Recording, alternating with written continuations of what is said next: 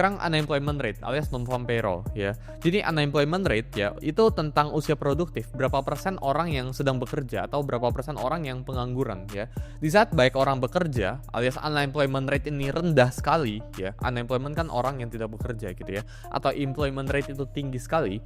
Jadi di saat baik orang bekerja, income itu bakalan stabil alias konsumsi itu bakal naik, otomatis ini bakal positif buat negara. Ya ini salah satu faktor dari GDP juga gitu ya. Jadi teman-teman perlu pahamin ya, ada yang namanya itu maximum employment.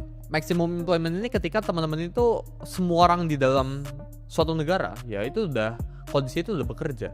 Dan apakah ini ideal? Jawabannya ini enggak. Jadi teman-teman itu harus pahamin ya, dari tadi ya yang kita bahas itu semuanya itu tentang equilibrium, semua itu tentang pas ya. Jadi nggak boleh kelebihan, nggak boleh kekurangan juga. Karena ketika kelebihan ya, atau ketika berkekurangan ini nggak baik buat ekonomi ya. Jadi kalau berlebihan ini bakal nimbulin inflasi yang berlebihan, marketnya bakalan crash.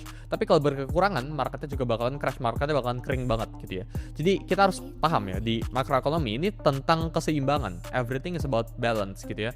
Dan kita harus cari di mana titiknya di saat nggak balance, di situ kita bisa profit. Di saat marketnya itu kita ngomong lagi, ini gue ngambil contoh sini ya. Di saat marketnya itu lagi kayak gini ya.